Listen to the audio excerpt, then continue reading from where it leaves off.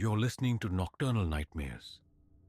While the world sleeps peacefully, we open the door to what lies beneath. The stories that surface in silence, the fears that rise in the dark. These are not dreams, they are reminders. Stay with us. And don't close your eyes just yet.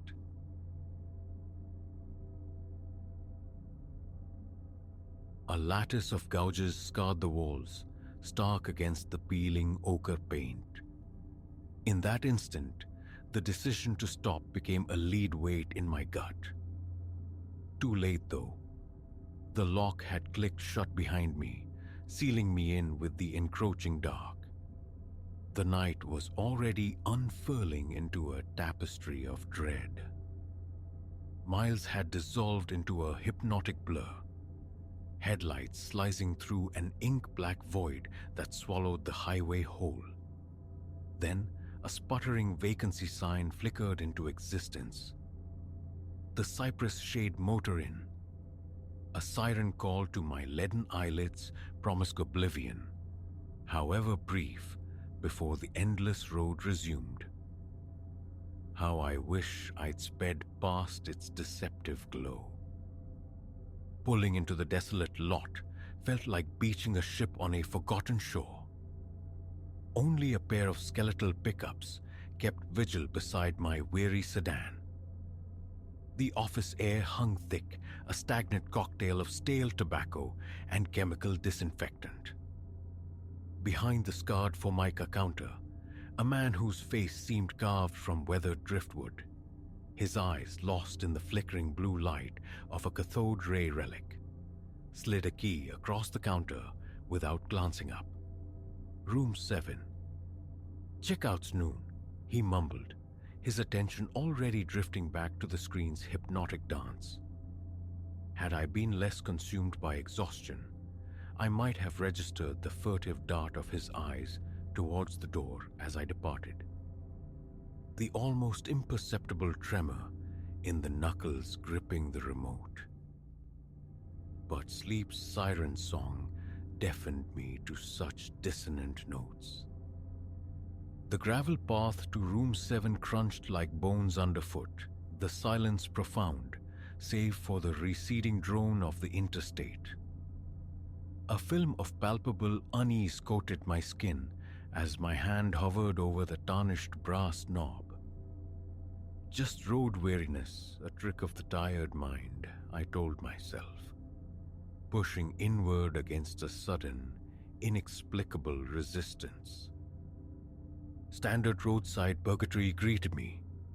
Floral wallpaper bleeding at the seams, a bed that sighed under its own considerable weight, a television set hailing from a bygone decade.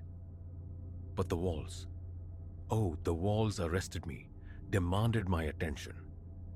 Claw marks, deep frantic furrows raked into the plaster, crisscrossing with violent, desperate abandon.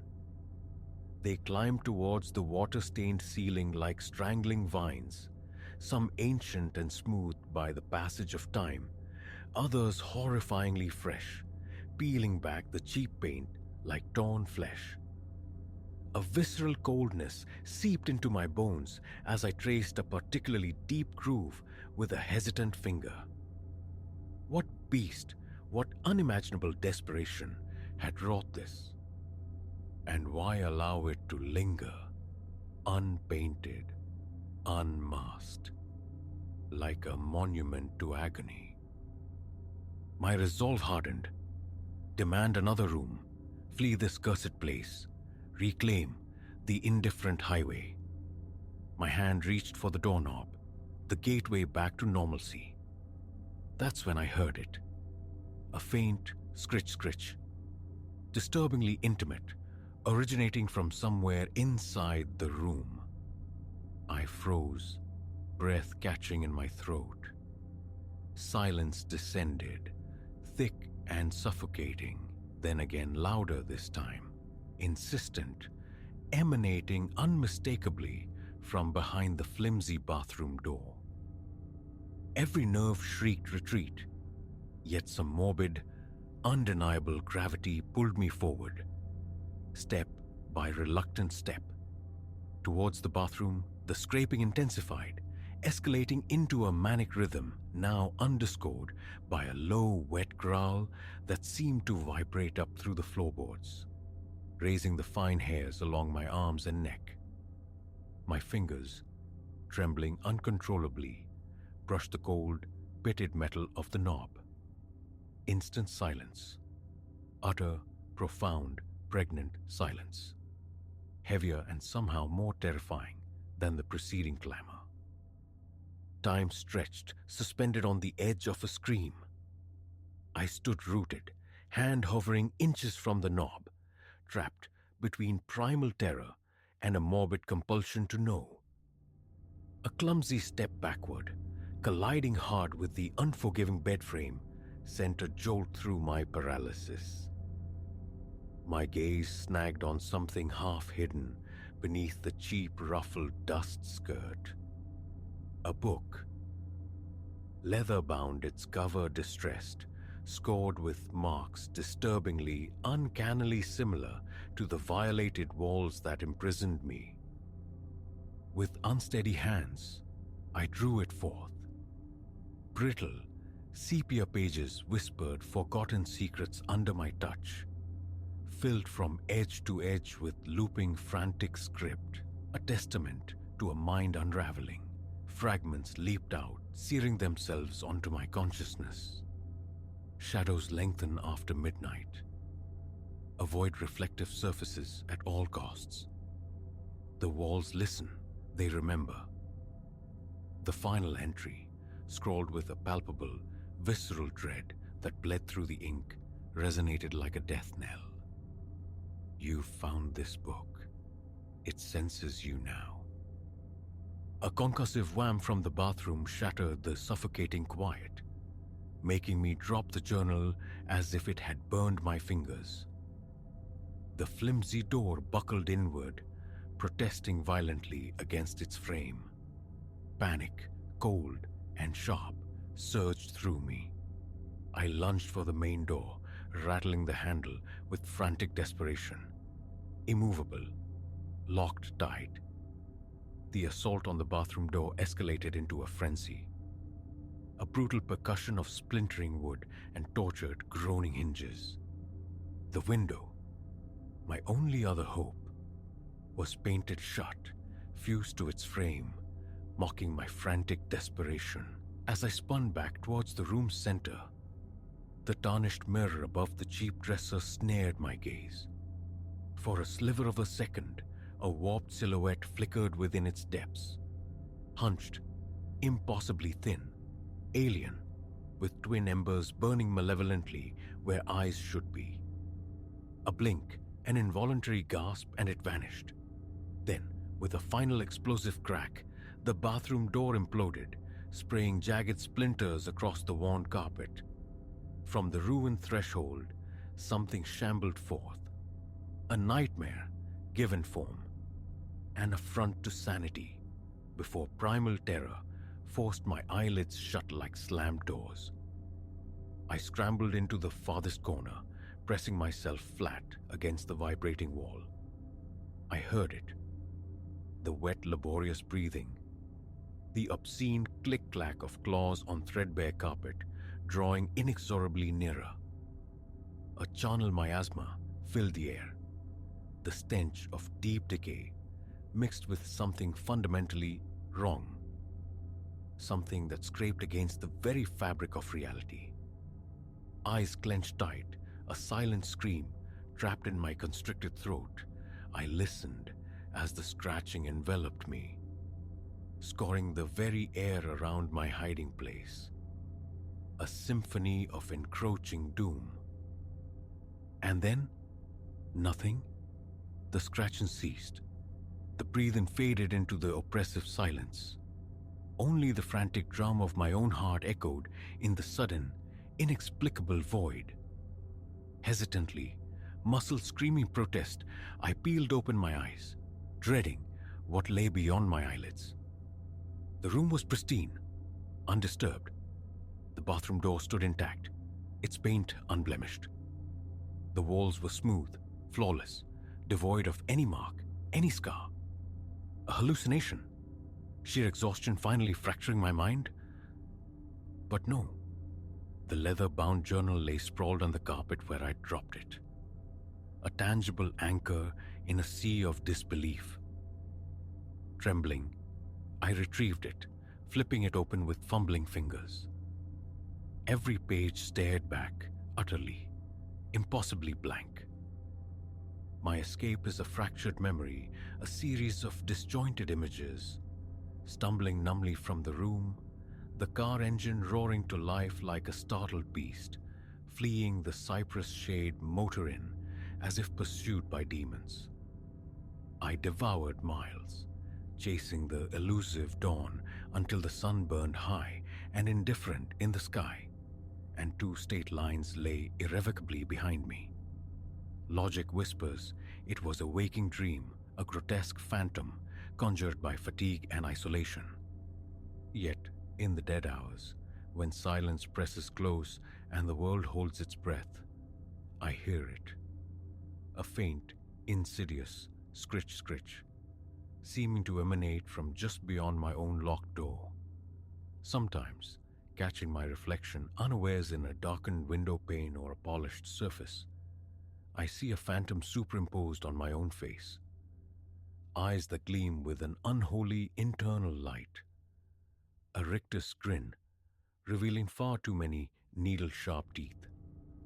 Roadside inns are relics of a past life now.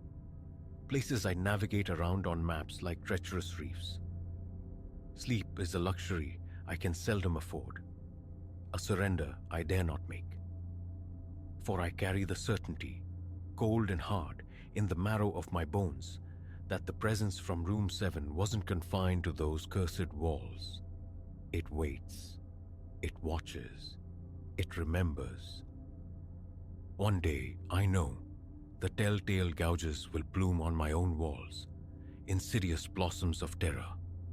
The journal will materialize beside my bed, its blank pages eager to record my final, incoherent testament. The entity from that roadside purgatory, that stain on reality, will claim its due. Until that inevitable moment, the road is my sanctuary. Constant motion, my only desperate prayer. I drive, chasing horizons, pretending that night was merely a terrifying detour into madness. But the truth claws relentlessly at the edges of my sanity, whispering in the whine of the tires on asphalt. There is no escaping room 7. Not truly, not ever.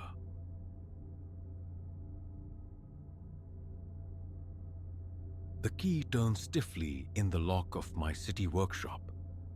A final metallic groan against the chipped enamel of the handle. One last glance, then I pivoted away. My sedan sagged with luggage, a constellation of boxes crammed inside, trailing a rented truck piled high with the detritus of a former life. A profound weariness settled in my bones, laced with the electric hum of apprehension. The scheme was simple. Flee the urban cacophony, the relentless clutter, and carve out a quiet existence elsewhere.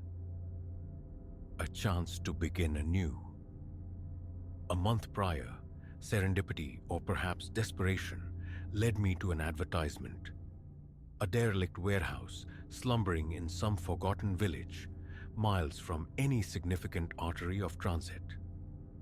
The price was negligible, interest apparently non-existent. A single cursory visit sealed the deal. My ambition, to transmute this husk into a haven for antiques. A trade I dabbled in for years, finding solace in the stories whispered by cast-off objects. The structure itself was a study in decay. Paint peeling like sunburnt skin. The roofline canted at a drunken angle. An interior thick with the scent of mildewed timber. Yet, it resonated. It felt like bedrock for a fresh foundation.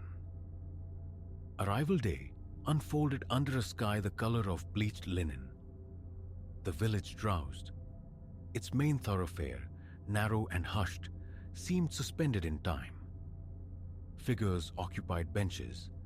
Their conversations murmured secrets on the air. Velocity was a foreign concept here. I eased my car to a halt before the warehouse, my new acquisition, and simply sat, the engine ticking down, listening to the sigh of the wind through unseen leaves. The building loomed, older, more decrepit than memory served. Above the entrance, the ghost of a sign, Pemberton's Provisions, it once declared, hung askew. Windows stared blankly, filmed with grime. Porch boards surrendered to rot. A daunting renovation project, certainly, but labor held no fear for me.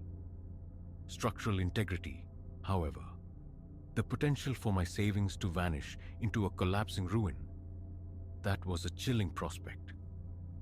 Still, I unfolded myself from the car, stretching limbs stiff from the drive, surveying my domain.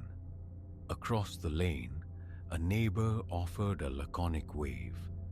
Amiable enough, yet an inexplicable coolness prickled the air, unrelated to the gentle climate. The front door yielded with a protesting squeal, releasing a puff of captive dust. Inside, spectral shelves lined the walls, remnants of its mercantile past. Counters bore the faded archaeology of commerce, brittle receipts, sun-bleached advertisements. The air hung heavy, stale with the odor of neglected paper dissolving in damp corners. I navigated towards the rear, discovering a small office sequestered there. Its lone window gazed upon a riot of untamed greenery in the backyard. And there, centered in the ceiling above a scarred wooden desk, was a feature I'd somehow overlooked. A trapdoor. Standing on tiptoe, I prodded it tentatively with the handle of a long-disused broom. It rattled, resisted, firmly stuck. A problem for another day, I decided.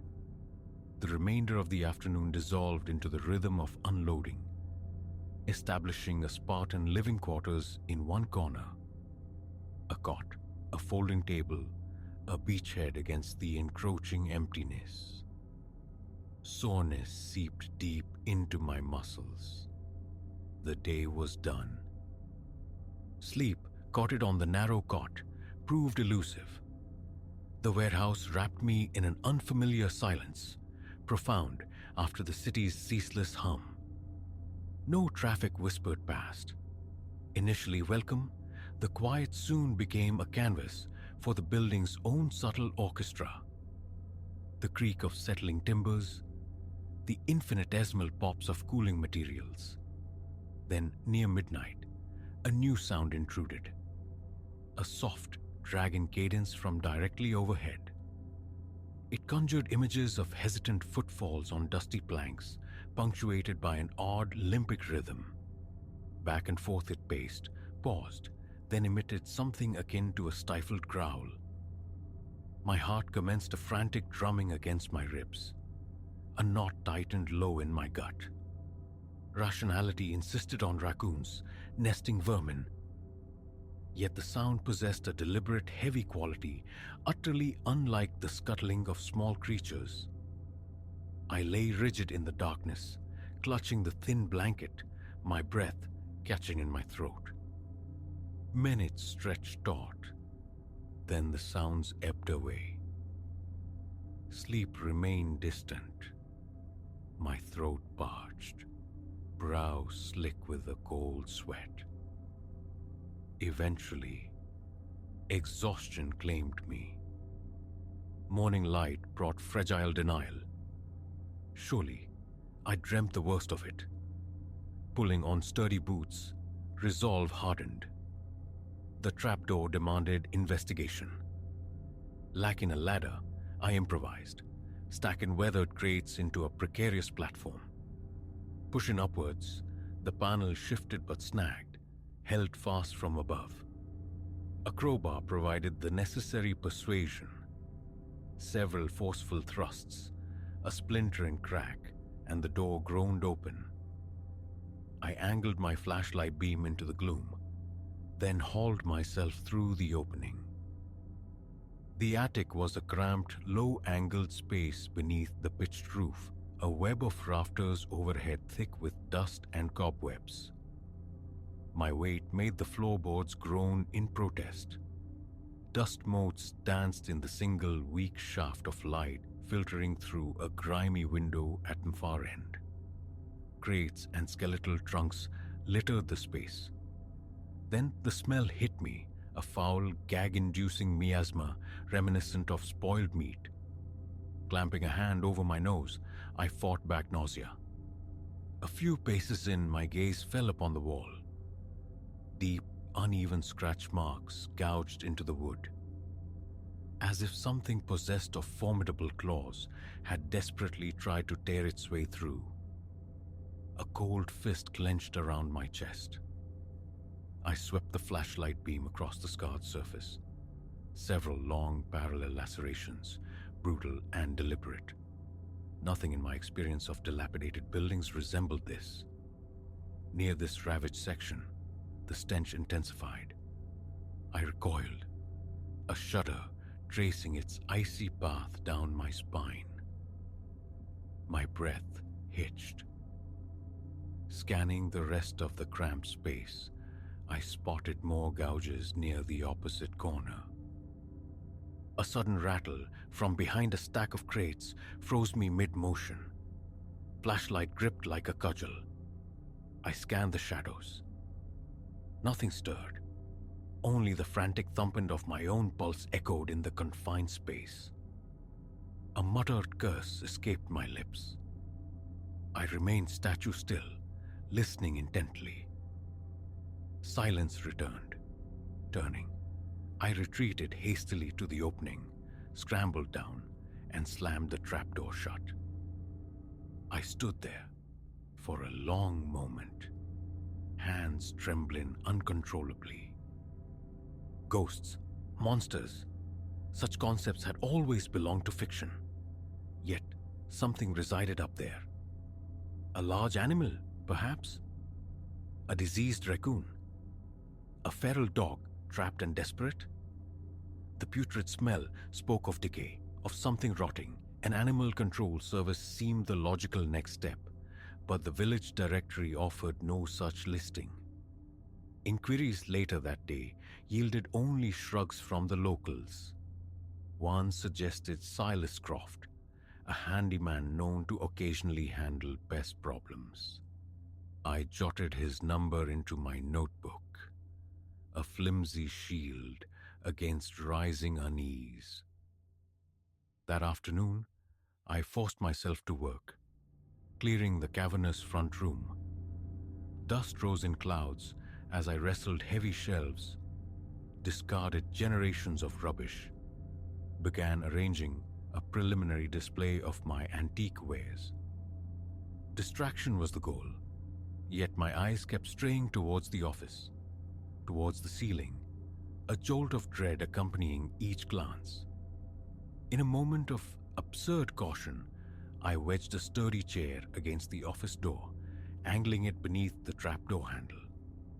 A futile gesture, perhaps, but the act offered a sliver of perceived control. A nervous laugh escaped me. My palms felt perpetually damp. Every creak of the ancient floorboards sent me spinning around, heart leaping. Evening descended, bringing exhaustion. Dinner was canned soup, heated on a portable stove, consumed at the folding table. Beyond the small circle of light cast by my lamp, the warehouse dissolved into impenetrable darkness and silence. I fumbled with my phone, seeking connection, but the signal remained stubbornly weak. Around 11, I prepared for bed, switching off the main overhead bulb, leaving only the lamp's dull orange glow bathing my corner refuge. the cot nestled amongst unpacked boxes. Lying there, mind racing, I eventually surrendered to the weight of my eyelids. Then it returned, the scraping sound from above. Slow, initially, the unmistakable drag of something heavy being pulled across the floorboards. My heart hammered. Breath grew shallow, rapid. I sat bolt upright, fumbling for the lamp. Investigation felt unthinkable. Listening was torture enough. The dragging paused. A low, guttural noise followed, vibrating through the ceiling, crawling under my skin. A cold sweat broke out across my body, followed by an involuntary shiver. The urge to shout, to challenge the unseen presence, warred with the primal fear of what might answer. Questions swirled. Animal? Human? Squatters finding refuge in the long-abandoned space? But those claw marks, they didn't speak of human hands. The memory of their depth, their violence, churned my stomach. Perspiration beaded on my skin despite the cool night air. A soft thud resonated from above, then silence. I lay back, staring fixedly at the ceiling, sleep arriving only in brief, troubled snatches until the grey light of dawn. Morning found my muscles aching, head throbbing. The call to Silas Croft couldn't wait. He answered, his voice calm, but informed me he couldn't make it until the weekend. 4 days away. Frustration simmered, but options were non-existent. I had to endure. The intervening days became a blur of sorting dusty inventory, cleaning shelves, attempting to ignore the sporadic scuffles and bumps from the attic. Daytime noises were muted, less menacing, but the nights remained haunted. Conversations with a couple of villagers yielded fragments of the building's past. An elderly man recalled the Pembertons, the family who ran the general store. Peculiar folk, he termed them. Kept strange hours, closed shop unpredictably. Never violent, just odd. They'd vanished years ago. He shrugged. The building left to decay, due to the failing roof and general decrepitude. Had anyone mentioned strange attic noises? He chuckled, dismissing it as the usual groans of an old structure. His nonchalance offered no comfort. The image of those gouged walls remained vivid, unsettling.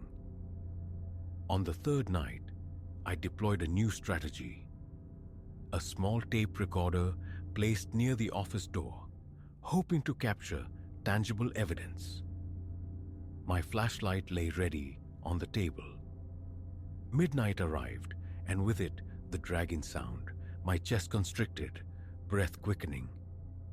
The movement seemed slower tonight, almost circular. Then came a distinct scraping, the sound of nails or claws rasping against wood. Hands shaking, I seized the flashlight and crept towards the office. Standing directly beneath the trapdoor, I aimed the beam upwards. The sound ceased abruptly. I waited, knees weak, stomach churning. That foul, pervasive odor began to drift down, the same putrid stench from the attic. Gagging, I covered my nose and stumbled back. A loud thump reverberated from above, nearly making me drop the light. Cursing under my breath, I retreated to the relative safety of my cot, heart pounding a frantic rhythm. I sat there, wide-eyed, anticipating more, but only silence followed. Eventually, near dawn, a few hours of exhausted sleep claimed me. The next morning, I rewound the tape. Playback revealed poor quality audio, yet undeniably captured was a low growl and that chilling scraping noise. My pulse quickened at the confirmation. It wasn't imagination, but the sound, deeper, rougher than any raccoon I could conceive of. My mouth went dry. Wiping sweat from my palms, I carefully preserved the tape. Perhaps Silas would listen. Perhaps together. Confronting this thing alone felt increasingly impossible. Silas Croft finally arrived, a stocky man with a dense beard and a measured calmness that initially soothed my frayed nerves. That calm wavered when I recounted my experiences. He agreed to inspect the attic. I stood back, a confusing mix of relief and dread washing over me as he ascended the makeshift great stairway and pushed open the trapdoor. He paused at the opening, sniffing the air. I saw his nose wrinkle in distaste. Switching on a powerful work lamp, he hoisted himself into the darkness. I waited below, straining to hear. Muffled footsteps, then a grunt. He called down, confirming the claw marks, remarking on their unusual size. "Too large for raccoons," he muttered. He poked around amongst the crates. A soft curse drifted down. He described finding a crude nest in one corner, fashioned from torn fabric and brittle sticks. And something else, something viscous, slimy, smeared on the floorboards. He didn't elaborate. The intensifying stench forced his retreat after only a few minutes. He could set heavy-duty traps, he offered, but confessed uncertainty. This wasn't typical animal sign, he admitted grimly, suggesting I find someone with more specialized expertise. I paid him for his time, watching his truck disappear down the quiet street. The weight of isolation settling heavier than before. That night, I sat in the main room, staring out the dusty window at the darkened village street. Helplessness gnawed at me. A primal urge rose to storm the attic, drive the thing out, seal the entrance permanently. But the image of those claws, the memory of that growl, paralyzed me. What if it fought back? I possessed no firearm, only a rusty crowbar leaning nearby. I ended up huddled against the wall, crowbar clutched tight, flashlight resting in my lap, listening to the profound silence. Then the dragging steps began. I tensed, breath held captive in my chest. The crowbar felt heavy, inadequate. The steps traversed the attic floor above. The growling followed, a low rumble escalating in volume. My heart pounded against my ribs. The lamp on the folding table vibrated faintly with the tremor in my hand. The air seemed to drop in temperature. Muscles in my neck screamed from the tension. Again, the urge to shout, to confront, battled raw fear. Hours crawled by, muscles aching, eyelids drooping with fatigue.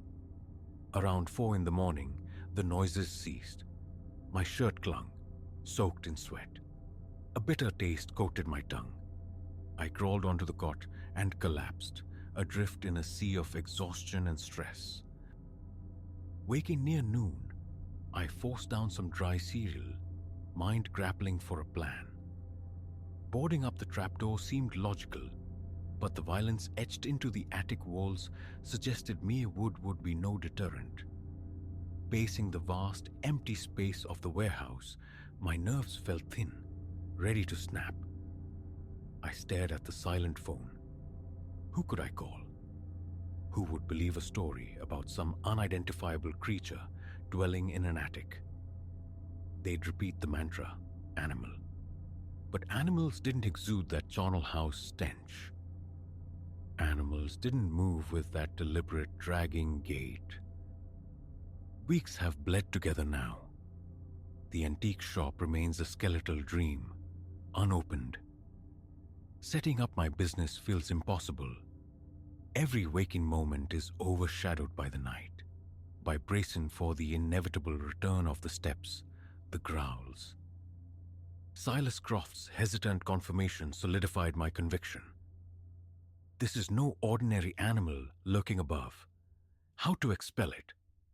The question haunts me. Part of me screams to cut my losses, abandon this cursed place, absorb the financial ruin. Yet another, more stubborn part demands answers, needs to know what shares this decaying space. I am trapped in a stalemate, a silent standoff. It hasn't descended. I haven't ascended again. But nightly, the sounds persist, growing marginally louder, bolder. The smell, too, seems to thicken, seeping through the floorboards. A constant, putrid reminder. I write this now at the folding table, the lamp cast in long, dancing shadows. Midnight has passed. The odor of decay permeates the air. A tangible presence I can almost taste at the back of my throat. My hands tremble intermittently. I keep wiping sweat from my brow. Outside, the village sleeps, oblivious. No one would hear me scream. The image of those deep claw marks flashes behind my eyes. A territorial warning, perhaps. A reckless impulse surges. Grab the flashlight, climb the crates, confront the unknown. But the thought alone triggers an intense, visceral dread. The imagined horror of shining that beam into the furthest corner and seeing something stir. My heart races at the mere possibility. Courage fails me. I hear it now, dragging across the attic floorboards. Louder tonight, the timbers groan under its weight. A ragged, guttural sound accompanies the movement. My pulse hammers in my ears. My hands feel distant, numb. My jaw is clenched so tightly it aches. Directly above my head, the scraping resumes. Claws on wood, slow, methodical, deliberate. What does it want? Why is it here? I know only that it will not leave willingly. The prospect of forcing a confrontation makes my stomach revolt. I cannot predict the outcome. Yet, how much longer can I endure this siege? Trapped in this decaying warehouse with a presence that feels alien to the known world, I fear it's only a matter of time before this fragile stalemate shatters.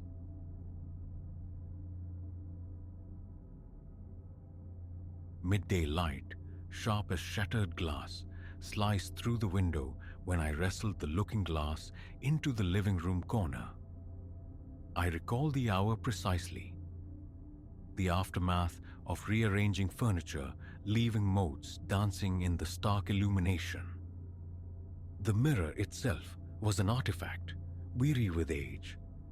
Its timber frame, desiccated and flaking in places, exhaled a faint perfume of dust and forgotten textiles, the ghost of long closeted years. Plucked from a trove of cast-offs 2 days prior, I'd envisioned it banishing the corner's emptiness, lending the room illusory breadth and light. A foolish hope. No sooner had I steadied it than I stood before its surface.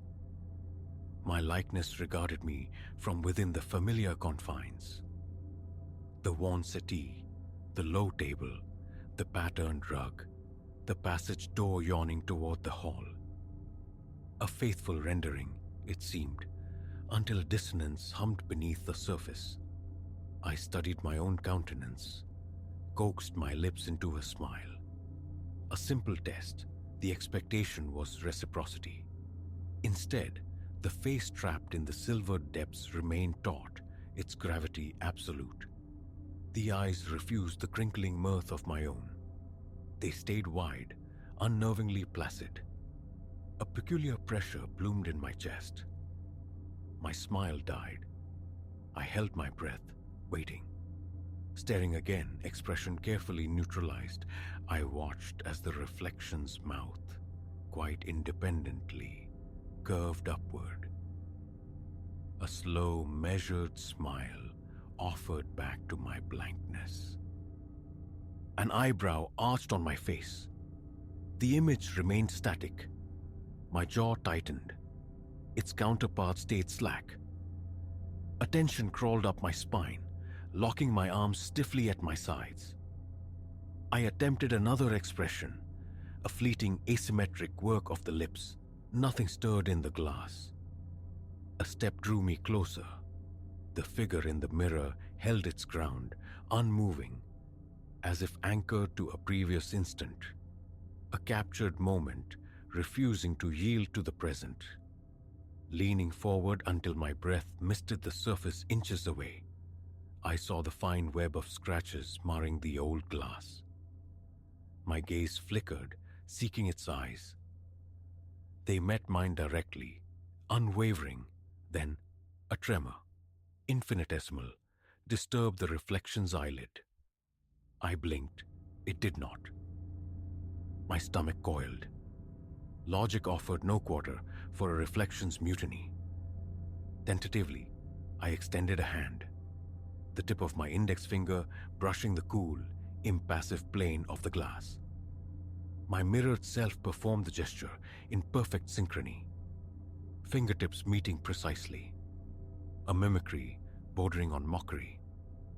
Yet, as I withdrew my hand, a subtle shift occurred solely within the frame. The reflection's expression morphed into one of quiet amusement. Amusement was the last thing I felt. My throat worked around a dry swallow. I fled the room, returning minutes later, clinging to the flimsy hope of self-deception. Fatigue, distraction. The mind plays tricks, but re-entry confirmed the anomaly. The looking glass remained defiant. I stood stock-still before it, face deliberately impassive. The reflection's visage subtly altered, the corners of its mouth drooping, as if probing for a reaction, testing my resolve. A sudden upward thrust of my right hand, a challenge to its timing. It responded, raising its left hand, not the mirrored right. A fraction of a second behind, like a person opposite, deliberately echoing with subtle defiance. A sharp hiss of breath escaped me. Sweat prickled the nape of my neck. I tried my voice, a low murmur, barely audible. Only when my own sound ceased did the reflection's lips part, shaping silently around unspoken words. A soundless retort. My hand pressed against my sternum, feeling the frantic tempo beneath. The thudding filled my ears. For a time, I retreated, sinking onto the settee, positioning myself to keep the mirror peripherally in view. Through the corner of my eye, I watched it. The reflection remained oriented toward me, face on, when perspective demanded it show my profile. It had turned, it seemed, within its silvered prison to keep me under surveillance. Rising again, compelled, I approached. I lifted my arms, rotated my shoulders, a slow, deliberate movement. The figure in the glass remained utterly still. A beat passed, then its own hand lifted, index finger extended, pointing not at me, but toward the blank wall behind me. I spun around. Nothing. Just the flat expanse of white plaster. Turning back, I found the reflection repeating the gesture, unwavering. Its gaze locked on mine, finger aimed at the same spot, shoulder height, on the wall. I crossed to the indicated place. My fingers brushed the paint. Cool, smooth. A light tap with a fingernail yielded only the dull thud of solid drywall. I glanced back. The reflection offered a slow, deliberate nod, then stilled once more. Returning my attention to the wall, I pressed harder. Seconds crawled by before my fingertip detected a subtle inconsistency. A tiny elevation beneath the layers of paint. A minute blister on the flat surface. With a nail, I cautiously scraped. A flake of white drifted down. Beneath it, a faint, incised line appeared, etched into the wall itself before the paint had entombed it. A flathead screwdriver, retrieved from a kitchen drawer, became my excavation tool. Back in the living room, I began to scratch with more intent. Paint showered onto the skirting board, dusting the floor. Minutes yielded a small exposed patch revealing alien geometries. Symbols, stark and intricate, were carved directly into the wall surface. No alphabet I recognized, just sharp lines, angular and curved, marshaled in tight rows, some linked by finer threads. I widened the breach, scraping relentlessly. The patterns grew denser, more complex. Here and there, shallowly gouged shapes emerged, visages contorted in silent screams, bodies nightmarishly reconfigured with superfluous limbs. A tremor started in my hands. My breathing grew ragged, loud in the unnerving quiet, punctuated only by the rhythmic grating of metal against plaster. A sideways glance confirmed my fear. The reflection was smiling now. A wide, knowing grin stretched across its face. A wave of nausea washed over me. I rubbed the back of my neck, slick with cold sweat. Forcing down the rising panic, I continued my work until an area the size of a small dinner plate lay exposed. A dense tapestry of sigils and figures. My fingertips traced the carvings, feeling their rough texture. Tiny granular flecks like old plaster dust or some binding agent were embedded within the lines. The very air in the room felt heavier, freighted with a scent like disturbed earth or damp cellar stone. I turned fully toward the mirror again. The smile persisted. "What?" I mouthed silently. The reflection responded by slowly raising both hands, palms facing outward, a gesture of cessation. "Stop." I straightened, taking a step back from the violated wall, my gaze sweeping over the cryptic marks. They offered no meaning, only a deepening disquiet. A soft, protracted creak sounded nearby. The mirror frame settling, perhaps. I waited, then another movement in the glass. One hand descended, tracing a slow circle in the air, encompassing the symbols on the wall. It wanted something more. More paint removed? The wall itself breached? A knot tightened low in my belly, my throat papery dry. The prospect of deliberately damaging my own wall warred with a primal reluctance to ignore the mirror's silent dictates. Its performance felt less like random anomaly and more like pointed instruction. A warning wrapped in enigma. From the kitchen, I returned with a small hammer and a chisel, my hands unsteady. Positioned before the wall, I set the chisel's edge against one of the thicker carved lines and tapped it gently with the hammer. Plaster spiderwebbed, then crumbled. A small chunk fell away, revealing a darker substrate beneath. Aged plaster perhaps, or the grain of hidden wood. I proceeded with caution, chipping away incrementally, trying to minimize the destruction. Sweat beaded on my temples. Every sound amplified. The tap, tap, tap of the hammer. The brittle fracturing of plaster. The harsh rasp of my own breath. Over my shoulder, I risked another look. The reflection watched, head cocked slightly, its attention absolute. As the hole grew large enough to peer into, I saw them. More symbols, etched into what looked like older wooden paneling beneath the plaster. These were fainter, possibly drawn or seared into the timber surface. Pressing my face close, I aimed a beam of a flashlight, retrieved earlier, into the cavity. It illuminated a narrow void behind the wall, dusty darkness punctuated by insulation fluff and the shadowy forms of structural beams.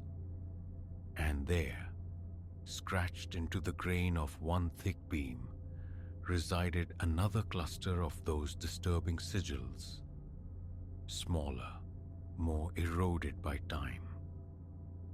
My stomach clenched anew. I pivoted back to the mirror. The reflection simply stared. My own face, I noticed peripherally, was pallid, drawn. Its face, however, remained unnervingly composed. It dawned on me then. I hadn't seen it display a single flicker of fear, confusion, or surprise. Only deliberate, seemingly controlled expressions. I scrubbed a hand across my face, my jaw aching. "What do you want?" The words, spoken aloud this time, sounded thin, absorbed by the room's charged stillness. The reflection offered no reply, only pressed a single finger to its lips in a clear admonition of silence. I clamped my mouth shut, the frantic pulse hammering in my throat. What could these symbols signify? A powerful urge rose in me to plaster over the wound in the wall, to carry the mirror back to the shop, to pretend none of this had transpired. But the reflection's quiet insistence held me captive. I enlarged the hole slightly, then reached inside, my fingers tracing the rough surface of the wooden beam. The carvings felt irregular, gouged perhaps with a crude blade. Who had done this, and why? A faint vibration tingled through my fingertips. Nerves, surely. I withdrew my hand, flexing stiff fingers. Turning back to the mirror, I stood directly before it, attempting to impose synchronicity. I adopted a neutral mask. The reflection frowned. I matched its frown. Its frown deepened, becoming a scowl. I tried a smile. Its features hardened, resisting my lead. Stepping closer still, until every pore, every bristle of stubble, the small scar above my brow were rendered in sharp detail, I observed the paradox. The image was mine, yet it possessed its own volition. Slowly, I raised my left hand. The reflection raised its right. A perfect inversion. The action of another being standing opposite. Not a mere echo in glass. For a long moment, I simply stood there, breathing, watching. The scent in the room intensified, now distinctly recalling old waterlogged wood. My eyes drifted to the hole in the wall, the layers of history exposed within. On the inner beam, beneath the newer plaster, I noticed traces of dark stain or ancient paint. The symbols there mirrored those on the surface. An idea sparked. Documentation. I pulled out my phone, unlocked it, and captured several images of the wall, the hole, the carvings. The photos on the small screen looked sharp. The alien script starkly visible.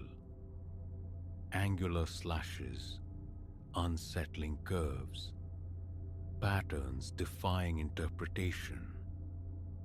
Pocketing the phone, my gaze returned to the mirror.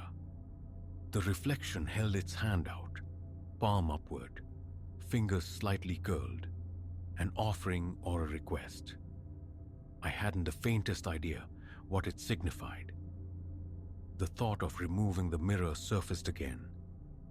Lugging it outside, shrouding it in a blanket, but a counter fear stayed my hand. What might happen if I turned my back on it now?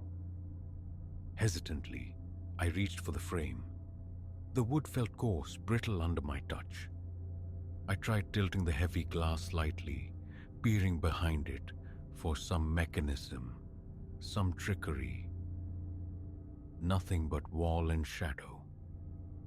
The reflection's eyes tracked my every move. A sudden profound weariness descended. My shoulders slumped, legs leaden. I sank to the floor, my back against the settee, facing the mirror and the violated wall obliquely. The raw hole and its cryptic markings remained in view. I listened. The house was preternaturally quiet, save for the low thrum of the refrigerator from the kitchen. A car whispered past on the street outside. In the mirror, the reflection also lowered itself to a seated position, though angled differently, maintaining relentless eye contact. I rubbed my face with both hands, feeling the dampness of sweat, the rasp of my unshaven cheeks, forcing slow, deliberate breaths. Then, resolve flickered. I pushed myself upright again. Approaching the wall, I peered once more into the cavity, studying the symbols. Tangible, real. I turned back to the mirror. It nodded. Retrieving the chisel and hammer, I began again, chipping away more plaster, widening the aperture. My hand slipped. A sharp sting as knuckles scraped raw against the rough edge. A thin line of crimson welled. I wiped it absently on my trousers. The reflection watched, its size narrowing slightly, a flicker of detached interest in its gaze. Taking a steadying breath, I plunged my hand deeper into the void, feeling along the wooden beam. More carvings extended upward and downward, beyond my reach. Extracting my hand, coated in dust and plaster grit, I checked the mirror again. The reflection tilted its head, then pointed decisively at the symbols I had already uncovered. "I don't understand," I murmured, my voice frail in the heavy silence. The reflection's mouth opened slightly, then closed. It pressed its palm flat against the cool glass on its side. Instinctively, I mirrored the action, pressing my own palm against the surface. Cold, unyielding. I applied slight pressure. The heavy mirror didn't budge. The reflection's eyes bored into mine. Stepping back, I leaned against the wall near the hole, the frantic drumming of my heart a physical presence. Cover it up, walk away. Yet I knew I couldn't unknow this, couldn't erase the reflection's insistent guidance toward this hidden script. What next? I shifted my weight, absently picking paint flakes from my shirt. I watched the reflection, vigilant. It remained seated, gazing directly at me. No sounds disturbed the quiet, though a faint coolness emanated from the hole, a subtle draft from within the wall's hidden spaces. Reaching in one last time, my fingers explored the familiar textures of wood and old insulation. Nothing new. As I withdrew my hand, the reflection gave another small, almost imperceptible nod, as if acknowledging the effort. One final time, I stood squarely before the mirror, raising my hand with painstaking slowness, striving for absolute synchronicity. Fingers spread. The reflection mirrored the gesture. Fingers spread, but fractionally delayed, subtly misaligned, face to face. Its eyes, alert and unnervingly conscious, held mine. I lowered my hand. It lowered its. I arched my brows. Its expression remained utterly neutral. My gaze flickered past it, to the hole in the wall behind me. The layers of time, the unsettling figures, the roughly carved symbols screaming their silent ancient message. The thought of calling someone surfaced, only to be smothered by a suffocating unease. How could I explain this? The mirror, the wall, my own unnerved state. I began to pace, restless energy coursing through me, glancing repeatedly at the mirror. Each time, the reflection's expression seemed minutely different. Curiosity, impatience, calculation. I tried to anchor myself, to focus on the mundane task of tidying the tools, but normalcy felt irrevocably fractured. Outside, the afternoon bled into evening. The light within the room softened, grew oblique. The reflection dimmed correspondingly, yet its aberrant behavior persisted, unaffected by the encroaching shadows. I switched on a floor lamp, casting a pool of artificial brightness across one side of the ornate frame. The figure within remained unchanged, its silent performance uninterrupted. I resolved to halt the exploration, at least for now. Fear of uncovering something worse, something irreparable, warred with the compulsion to understand.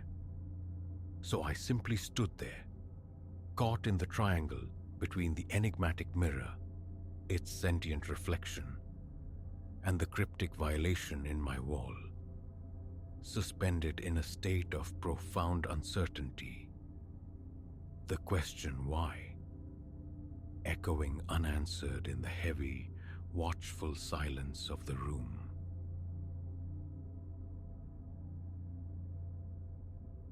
The quietude struck me first, pulling into the gravel track that snaked towards Blackwood Rest.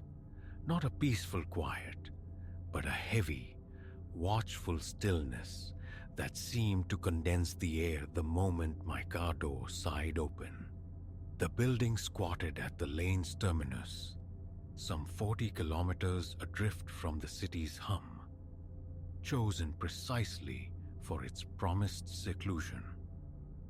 A demanding project clawed for my undivided mind. Escaping the familiar felt less like a luxury, more a necessity. Weathered timber panels clad the inn's exterior, its antique sign groaning a metallic complaint with every nudge of the wind. A superficial charm, perhaps. I'd envisioned tranquil nights, hours swallowed by productive focus. Reality, however, had other plans. Dragging my valise across the threshold, the scent of damp wood and something older, earthier, met me. The lobby breathed history. Time-worn floorboards, walls adorned with framed chronicles of the inn's previous lives. Sepia tones showed fresh paint. Starker images revealed scaffolding, like skeletal limbs.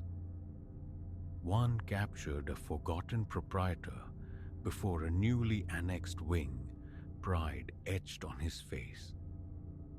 The current custodian, Mr. Silas Thorne, unfolded himself from behind the reception desk.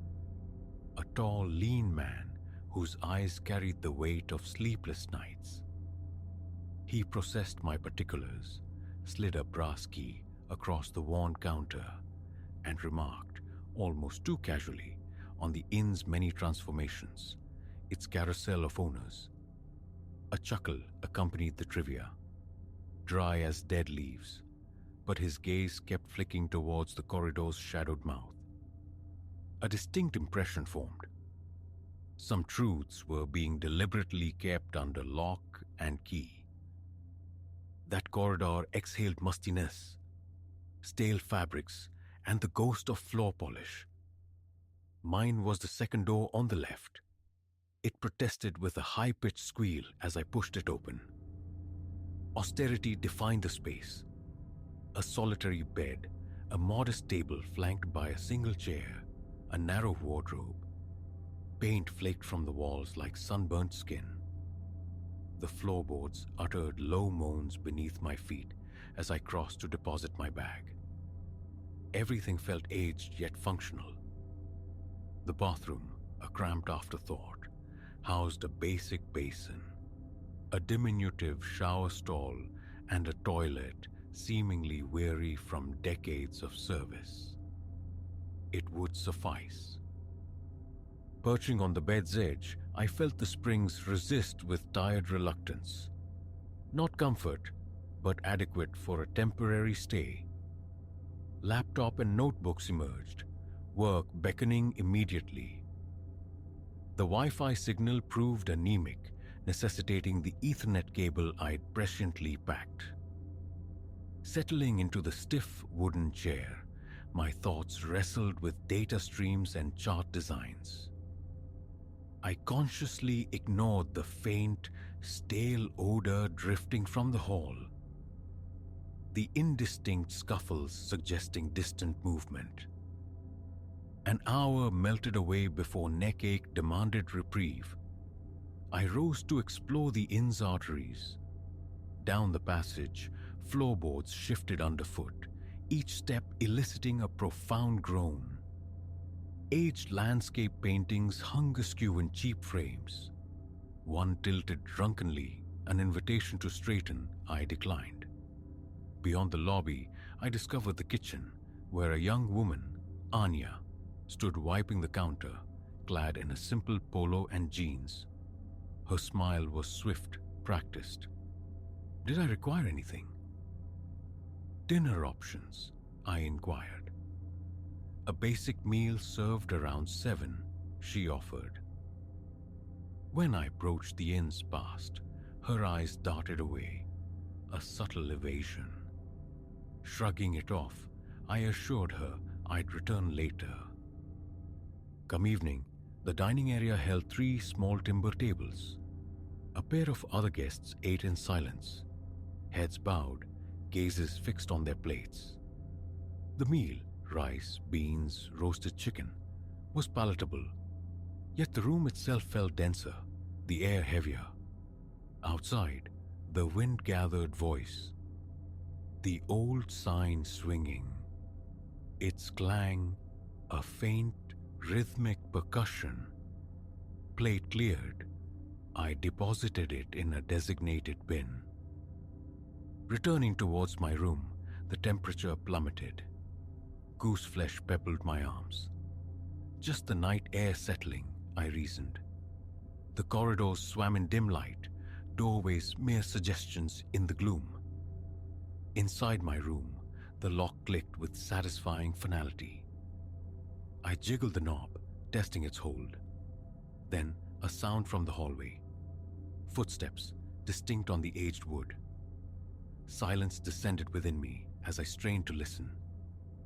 The steps seemed to halt near my door, lingered, then receded. Heart hammering, I rushed to the peephole. Empty corridor.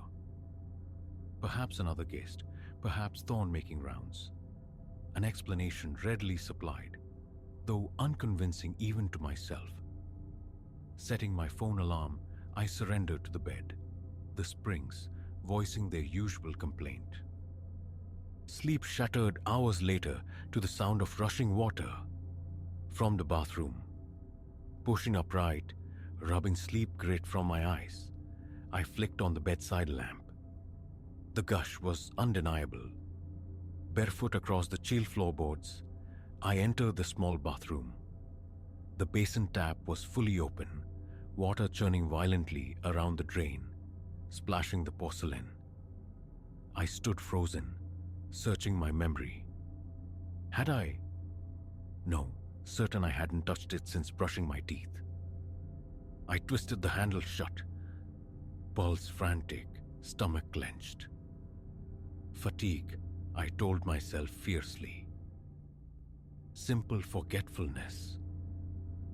Back in bed, sleep remained elusive, a skittish creature. Morning found me seeking coffee in the kitchen. Anya was present again.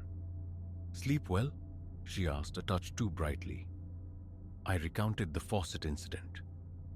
Unease flickered across her features.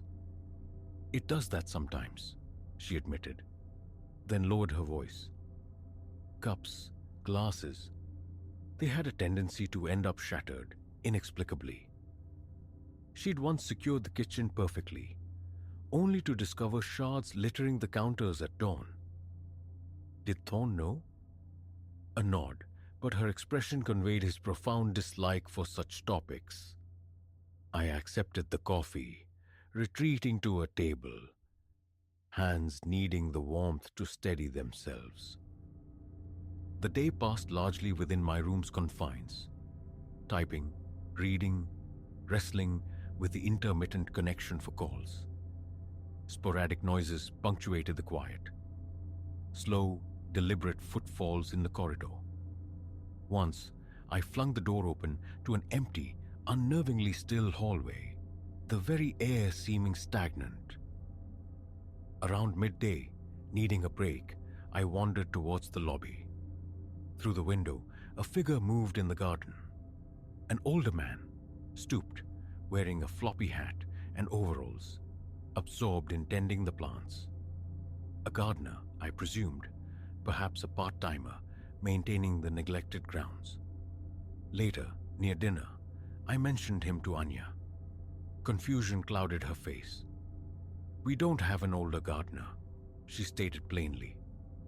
A local lad mowed the lawn fortnightly, young, in his 30s, no old man in overalls. A chill traced its way down my spine. A neighbor? Someone she simply didn't know? Her tense tone suggested otherwise. Other guests, she confided, had reported seeing him. Always the same attire, the same hat, always vanishing if approached. That night the door was locked twice, the flimsy chair wedged beneath the knob for good measure. Sleep was a distant shore. The creaking floorboards returned, slow, deliberate. I sat bolt upright, listening, mouth papery dry. The sound paused directly outside, a heavy silence pressing against the wood. Then slowly, it faded. Slipping out of bed, I eased the chair aside, peered into the empty hall. Chair replaced, I lay rigid. Perhaps 30 minutes later, a faint clicking at the door. I froze, eyes locked on the knob. It jiggled, almost gently. Stopped. My skin turned clammy. A moment stretched, then the distinct sound of the lock mechanism sliding open, as if turned by an unseen key. The door swung inward an inch, revealing only darkness beyond. No one there. Trembling violently, I lunged, snatched the knob, slammed the door shut. Locked it again, pressing my ear to the wood. Silence, save for the ragged thunder of my own breath. Morning light couldn't come soon enough. I waited by the front desk until Thorne appeared. I recounted the night's events, the unlocked door. Was the lock faulty? He shrugged, gaze skittering away. Mumbled something about age, wear, and tear. His voice strained. Pressed, he conceded vaguely. "We've had issues with the doors." He looked instantly regretful. If I desired a refund, it could be arranged. But the project loomed, the deadline inflexible. I stayed. The subsequent days bled into a tapestry of unease. The sharp shatter of glass echoed from the kitchen. I found Anya standing amidst fresh debris, face pale. Mug sheet shelved an hour prior, nobody else present. Another evening, seeking air, I saw him. The old man, floppy hat, silhouetted against the dusk, kneeling by a flower bed at the garden's edge. I called out. No response. Stepping closer, he seemed to melt behind a tall, overgrown hedge. Circling it revealed nothing but trampled grass. My hands shook, the night air biting. Work became a shield, concentration a desperate defense. The door remained locked, the desk sometimes shoved against it during late hours. Windows secured. Yet footsteps whispered in the halls at odd hours. A foul miasma sometimes seeped under the door. Stagnant water, decaying vegetation. Worst were the nights the door unlocked itself. Twice more it happened. The delicate click, the rush of cold air as the door cracked open. Each time, flinging it wide, revealed only an empty corridor. The overhead light flickering spasmodically, amplifying the panic. Once, near midnight, I found Thorn pacing the lobby. I approached, asked if he'd experienced anything recently. He met my gaze with exhausted eyes. "I avoid the corridors after dark," he admitted flatly, resignation coating his words. He couldn't explain it, had stopped trying. An apology for my discomfort. Then he retreated. The energy to pursue it further had deserted me. The inn's oppressive atmosphere felt parasitic, draining my resolve. On my final night, the 3 a.m. trip to the bathroom revealed the faucet roaring again, full blast. Shutting it off felt like a weary ritual, the curse muttered under my breath, lacking its earlier vehemence. Heart pounding nonetheless, I crawled back into bed. Eyelids like lead weights, mind a frantic carousel. Project deadlines, the unlocking door. I lay staring into the darkness, listening. Dawn eventually brought a shallow, troubled sleep. Waking felt like surfacing. Enough, Packen was swift, decisive. The project wasn't finished, but the gnawing tension had become unbearable. Carrying my bags to the car, my gaze swept the garden. Empty shrubs, scattered tools, benign in the morning light, no sign of the old man. The wind held its breath. The inn seemed suspended in a waiting hush. Eyes prickled the back of my neck, though no watcher was visible. Checkout was brief. Thorn avoided my gaze, murmured thanks for my stay. A mumbled reply, and I was out, the car door closing with a solid thud. Engine turning over, relief washed through me, a physical loosening in my chest the moment wheels touched the main road. The drive back was a study in silence, punctuated only by the rhythmic hum of tires on asphalt. Once, twice, my eyes flicked to the rearview mirror, half expecting the hatted figure stark against the empty highway. Nothing. What transpired within Blackwood Rest remains an enigma.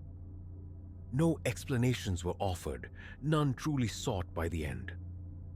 Only the residue of wrongness remains, the chill that permeated bone with every footstep heard, every faucet turned, every phantom turn of a key. It rattles me still, the memory of those corridors.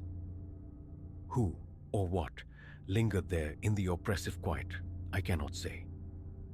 I only know, with chilling certainty, that I was not alone. And leaving felt less like a departure, more like an escape.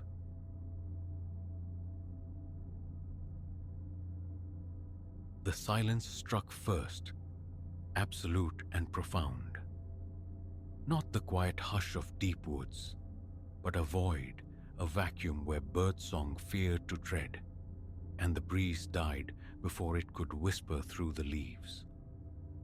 Hours I'd walked, the rhythmic scrunch of my boots on the forest floor, my only companion, until even that sound grew muted, absorbed by the oppressive stillness. It felt less like a forest and more like a held breath, vast and anticipatory. My phone remained a useless brick, its screen stubbornly blank. The GPS had surrendered to the wilderness an hour prior, leaving my navigation to instinct. A compass needle swinging wildly between dwindling hope and rising panic. Sunlight bled through the canopy in long slanted shafts, painting the gnarled trunks in hues of fading gold and drawing shadows that stretched like skeletal fingers across my path. The rational voice screamed retreat, urged me back toward the phantom memory of a marked trail. Yet, a stubborn undertow, a perilous blend of pride and morbid curiosity, tugged me deeper into the twilight woods. Then, a pinprick of light, distant but distinct, flickered between the dense silhouettes of ancient trees. A surge, sharp and electric. Hope. A cabin. A ranger's outpost. I plunged forward, heedless of the grasping thorns and uneven ground, drawn towards that fragile luminescence. What greeted me halted my breath. Cradled within a natural amphitheater lay a cluster of dilapidated structures, leaning precariously as if weary of standing. Warm light spilled from their grimy windows. Improbable beacons in the encroaching gloom. Wisps of smoke curled from crooked stone chimneys, and the low thrum of voices drifted faintly towards me. Deliverance. Relief flooded through me, potent and dizzying. People. Help. I broke from the tree line, raising a hand, ready to call out. The response was instantaneous, chilling. The murmuring ceased as if sliced by a knife. Curtains twitched, faces pale ovals in the dimness, materialized behind window panes, observing. A door, protesting with the groan of aged wood, swung open. A figure emerged onto a sagging porch, silhouetted against the interior light.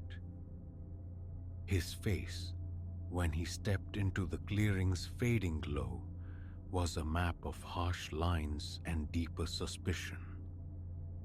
Evening, I managed, pitching my voice towards friendly, towards harmless. Terribly sorry to disturb you. I seem to have lost my bearings on the trails. Any chance you could guide me towards the main road? He didn't answer straight away. His eyes, shadowed and intense, performed a slow, deliberate inventory of my presence. When he spoke, his voice rasped, thick with disuse. No roads touch this place, traveler. This is Whisperwood Hollow. We ain't accustomed to company. A coldness, unrelated to the evening chill, snaked up my spine. The way he uttered company resonated less like a statement and more like an accusation. My apologies, I didn't realize this was private, I said, striving for a level tone. If you could just point me towards the nearest town, I'll trouble you no further. The man's scowl deepened, etching lines around his mouth. Town's a hard journey from here, nights falling fast, unwise to be in these woods after dark. As if summoned, a distant cry split the air. A long, ululating howl, unlike any wolf or dog I'd ever encountered. It raised the hairs on my neck and arms. He seemed to weigh unseen scales. Suppose you'd best come in. We can see you right come morning. Every instinct screamed refusal, urged flight back into the darkening unknown woods. But logic, cold and unwelcome, asserted itself, lost, night, that sound. Acceptance felt like surrender, but the alternative felt like suicide. I gave a reluctant nod, following his stiff gait towards the largest of the ramshackle buildings. As we crossed the clearing, others emerged silently from shadowed doorways. They watched my passage with unnerving stillness, their faces gaunt, complexions pallid under the bruised twilight sky. Small children, peeked from behind adult legs, their eyes enormous and unblinking in the gloom. Inside, oil lamps cast a hesitant, flickering illumination across walls papered in a faded, indeterminate floral pattern. The furniture was dark, heavy, bearing the patina of generations. The air hung thick with wood smoke and another scent, subterranean and cloyingly sweet, impossible to identify. "Silas?" the man offered, gesturing with his chin towards the scarred wooden table. "And that's Agnes, my wife." A slender woman with ropes of iron-grey hair glanced up from a large pot simmering over the hearth fire. Her gaze fixed on me, unwavering, as she stirred the contents with a long wooden spoon. "Elara," I offered, manufacturing a smile. "Thank you for your kindness." Silas acknowledged this with a non-committal grunt. "You'll bide here tonight. Morning, we'll sort your passage back." The urge to argue, to demand immediate direction, warred with the futility of it. I was trapped, dependent on their strange, reluctant charity. Agnes ladled the thick stew into a chipped earthenware bowl and placed it before me. The aroma, rich and unnervingly gamey, made my empty stomach clench. I lifted the spoon, took a hesitant mouthful. The flavor was intense, unfamiliar. "What sort of meat is this?" I asked, desperate to puncture the oppressive silence. "Best not to trouble yourself with questions you ain't prepared for the answers to," Silas replied, his voice flat, closing the topic with finality. Eating felt like performing under scrutiny. Their combined gaze, the pervasive quiet from the hollow beyond the walls, that unsettling, sweetish undertone in the air. It coalesced into a profound sense of wrongness that prickled beneath my skin. Later, Agnes led me upstairs to a small stark room. The mattress beneath the thin, musty-smelling blankets was lumpy, but exhaustion overwhelmed fastidiousness. I lay down fully dressed, listening to the house settle around me. Sleep must have claimed me, because I awoke abruptly, heart hammering against my ribs, adrift in the unfamiliar pitch black. Then memory rushed back. The endless hike, the disorienting woods, Whisperwood Hollow. A sound from below snagged my attention. Voices hushed but urgent, rising from the clearing. Moving with infinite care, I crept to the narrow window and peered down. Moonlight silvered the clearing, revealing a gathering. Figures cloaked in long, dark robes stood in a loose circle. Their faces were obscured by deep hoods. At the circle's center stood Silas, arms uplifted, chanting in a guttural tongue that scraped against my ears. A cold dread seized me as I watched the arcane tableau unfold. What unholy ground had I stumbled upon? Suddenly, one hooded head tilted upwards, its hidden gaze locking directly onto my window. I recoiled, heart seizing, praying I hadn't been seen. I remained crouched below the sill, scarcely daring to breathe, time stretching into an eternity. When I finally risked another look, the clearing was deserted, bathed only in the indifferent moonlight. Sleep became an impossibility. Every groan of the old house, every skittering sound from within the walls amplified my terror. With the first fragile hint of dawn painting the window gray, resolve hardened within me. Escape. Now. I eased the bedroom door open, each creak of the hinges echoing like a gunshot in the pre-dawn stillness. The house remained silent as I descended the stairs, my pulse a frantic drum against my ribs. My hand was inches from the front door latch when a voice, low and resonant, spoke from the shadows behind me. "Leaving us so soon?" Slowly, I turned. Silas stood at the base of the stairs, his eyes catching the weak light, gleaming with an unnerving intensity. I just wanted an early start," I stammered, fingers brushing the cool metal of the handle. He took a deliberate step closer, not mannerly, leaving without farewells, particularly after glimpsing things not meant for outside eyes.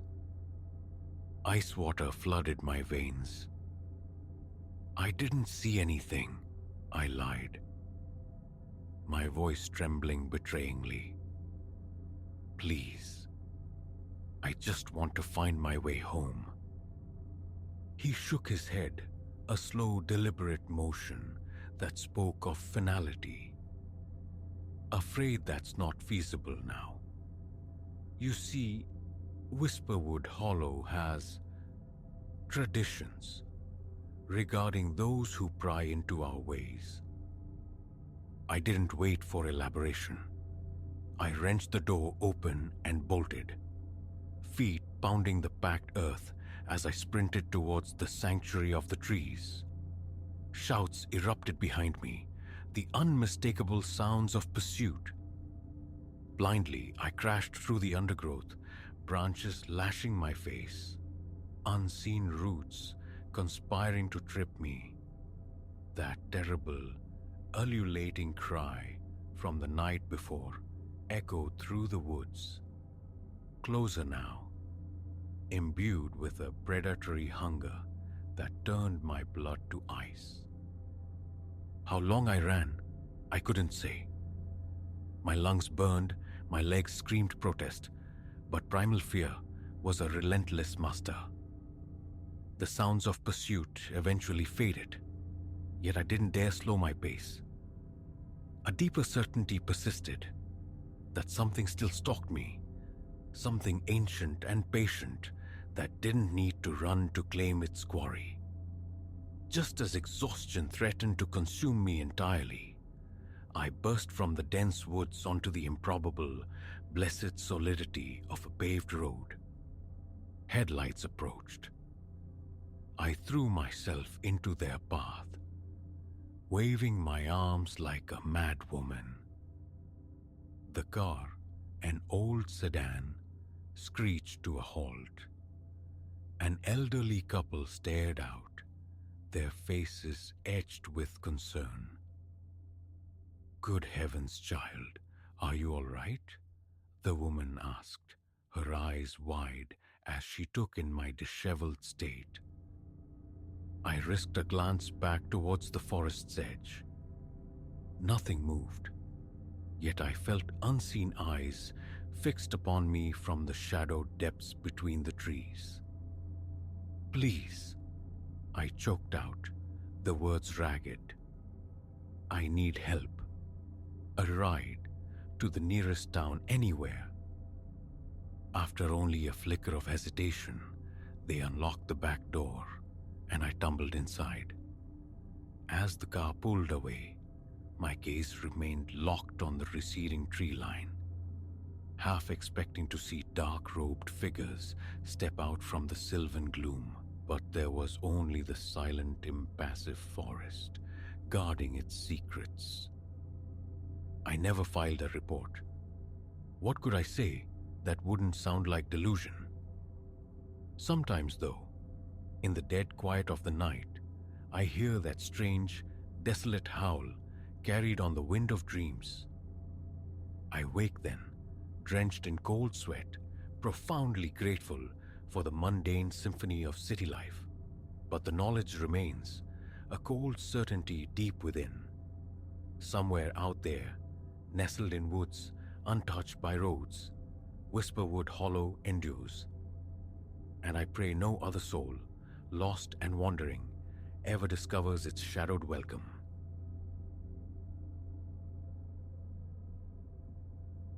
My bedroom, once sanctuary, now holds a disquiet I never invited. It began subtly, with that umber bloom marring the plaster near my bed, a thing I dismissed as damp rot, a landlord's neglect. Then came the whispers, not words, but a resonance, a low thrumming chorus weaving through the silence, emanating precisely from that discolored patch. Imagination, I told myself, until I pressed my ear to the cold wall and the phantom choir resolved, low and resonant, a secret curdling inside me, unshareable in its absurdity. Yet each time that submerged melody surfaces, a weight settles in my sternum, a pressure deepening with every recurrence. Leo, 32 years orbiting the sun, currently anchored in this solitary studio. Functional, not fine. A compact living space bleeding into a galley kitchen, a bathroom barely wide enough to turn in, and the bedroom, just accommodating a double bed. Walls, stark white canvases, save for that single, spreading blemish beside my pillow. An old water stain, I judged it, unworthy of wrestling with the indifferent landlord. Weeks passed. Then, deep in the nocturnal quiet, a thread of sound unwound. Not wind, not pipes. A structured cadence, faint as breath on glass, yet undeniably melodic. I rose, tracing it to the wall inches from my sleeping head. Ear pressed close, I discerned it. A tapestry of voices, interwoven in some alien harmony. Humming syllables just beyond comprehension. Lights flared, revealing only the familiar stain. Perhaps darker, wider. Hard to say, no fissure, no break in the plaster. My palm met the wall. The stained area radiated a distinct coolness. As I watched, the submerged choir dissolved back into silence. Sleep, thereafter, was a skittish thing. The following evening, drawn by a morbid curiosity, I returned to the wall. Silence held, mocking me, until the faint thrum resurfaced. Same measure, slow, inexorable. Multiple tones, a submerged congregation. I resolved to capture it. My phone, held flush against the plaster, recording the void. Playback yielded almost nothing. A low, guttural rumble beneath the hiss of digital silence. Again and again I strained, isolating a flicker of the tune, warped and thin.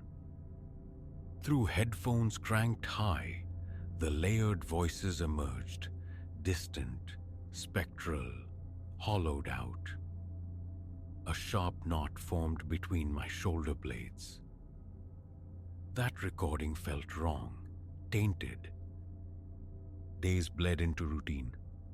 The drone of tech support for a nameless company. The evening numbness eased by screen glow or printed words. Yet the stain persisted, a silent accusation in my periphery. Especially at night, prolonged listening now triggered a frantic hammering in my ribs. Fear, or merely the body's revolt. And the stain itself, it seemed mutable. One night, as the humming swelled, I swear I saw the discoloration quiver, ripple like disturbed water. I recoiled, breath catching, heart lurching.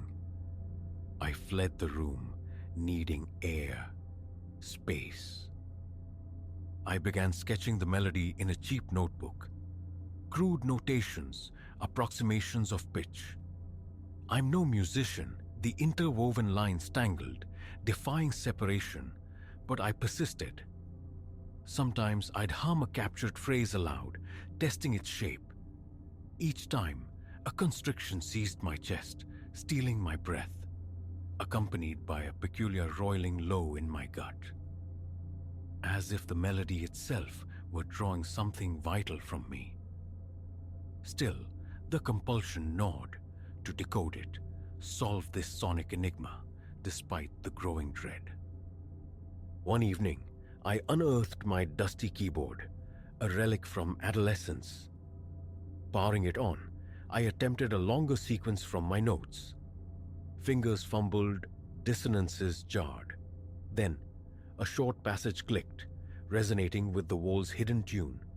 Instantly, pressure clamped behind my eyes. Vision swam. My hands trembled violently, striking errant keys. A choked curse, and I stopped, turning. I faced the wall. The stain seemed engorged, darker, its borders bleeding further across the plaster. Had it truly swelled in that instant, or was it panic painting perception? I stumbled to the kitchen, water trembling in the glass, sweat cooling on my temples. Sleep offered no refuge. The melody looped relentlessly behind my eyelids. Dreams were monochrome anxieties. Me, frozen before the wall, enveloped by the thrum of unseen singers. I woke, leaden, hollowed out, staring at the stain. I swore silent oaths to ignore it, to force normalcy onto the day. But the apartment's silence felt unnaturally dense, watchful. At work, fragments of the tune escaped my lips unconsciously. A colleague inquired. I deflected with a strained laugh, a knot of unease tightening within. That evening, the hallway light remained dead. Keys scraped, fumbled. Inside, a palpable chill hung in the air. The landlord's fickle thermostat, perhaps? I dropped my bag, the thud unnaturally loud. Towards the bedroom, the humming met me at the threshold, immediate, louder than ever before. I froze, staring, my chest constricted. Flicking on the bedside lamp revealed the stain. Tumescent, slick-looking, as if poised to rupture. Its edges frayed, the cord nearly obsidian. Swallowing dryly, I edged closer. The drone was constant now, a slow, hypnotic pulse. I forced my fingers to the surface. Ice cold, a tingling shock shot up my arm. I snatched my hand back as if burned, breath hitched, shallow, heart slamming against my ribs. Retreating to the living area, I sank onto the couch, trying to quell the internal tremor. My leg jittered uncontrollably. I wrung my hands. Call someone. A friend. Explain what? A singing stain? The absurdity was paralyzing. I scrolled through contacts, phone heavy in my hand, then set it down. Isolation settled deeper. Hunger gnawed eventually. A nuked meal, eaten without tasting. Television flickered, ignored. In the lulls, the humming seeped through the drywall, an insidious whisper keeping me strung tight. After, lured by the urge to conquer it, I took up my notebook again. If I understood the melody, perhaps I could silence it. My eyes strained, vision blurring. A dull ache commenced behind my temples. I pushed onward, murmuring a sequence under my breath, stopping, gasping.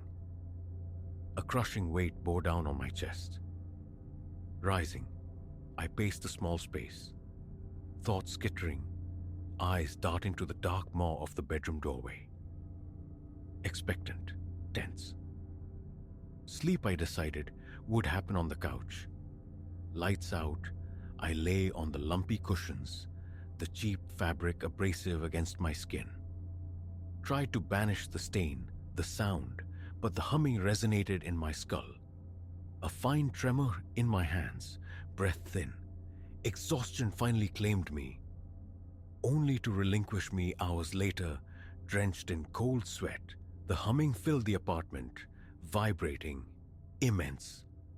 Louder than I'd ever heard it, I jolted upright. Phone display, 3 a.m., heart rabbiting. I crept to the bedroom doorway. The sound enveloped me. Inside, the stain pulsed, a slow, sickening rhythm, light on. A faint vibration thrummed through the floorboards. Hand shaking, I reached out again.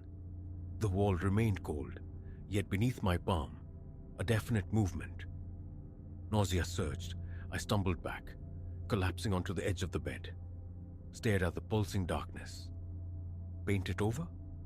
Useless. The melody shifted, climbed, descended. Hands clamped over my ears did nothing. Raw panic seized me. Breath tore through my lungs. Pulse thundered, threatening blackout. Convinced, utterly convinced, something was about to tear through the plaster. I bolted, snatching my phone from the couch. Landlord, at 3 a.m., futile, pacing the kitchen, trapped, lost. The vibration hummed through my very bones now. Flee? But where? Work loomed. Funds were non-existent. Calm down. Cold water splashed on my face in the cramped bathroom. My reflection stared back, pallid, dark-smudged eyes, sweat-plastered hair, shirt clinging, deep breaths, forced composure. Back to the bedroom. I sat on the bed, anchoring myself to the mundane. The cluttered nightstand, rumpled duvet, stray socks, dust motes dancing in the dim light, and the stain, dark, weeping, alive, the humming, inescapable, head pounding, pulse a frantic drum in my ears. My notebook fell open. The scrawled notes, patterns emerged, a syntax, a code. Compelled, I began to hum the sequence longer this time. A twisting agony bloomed in my chest. Jaw locked, I pushed through the pain, sweat beading on my brow. The stain seemed to writhe, its edges curling inward like burnt paper. A racking cough seized me, the notebook tumbling from my grasp. Lungs burning, I stopped gasping, the room tilting, collapsing back onto the mattress, vision swimming. The humming receded slightly, a predator pausing. And then, clarity, cold and stark. The more I deciphered the melody, the more potent it became. The apartment, the stain, the sound, all responding to the notes. My clammy hand wiped my forehead. I had to stop. I couldn't pursue those notes further. Couldn't complete the sequence. The certainty that completion would rupture the barrier, would lose something from the wall, clenched my gut with visceral fear. Rolling onto my side, I tried to shut out the residual thrum. Sleep, thin and frayed, eventually came. Morning shattered by the phone's alarm. I rose, stiff, neck aching, showering quickly, attempting to wash away the night's terror. The bedroom was silent. In the pale daylight, the stain seemed diminished, quiescent. Go to work. Act human. The hours crawled. Dread coiled in my stomach at the thought of return. I delayed, lingering at the office, nursing a solitary coffee in a sterile cafe. But eventually, inevitably, home, standing before the apartment door, the dead hallway light amplifying the silence. Keys fumbled again.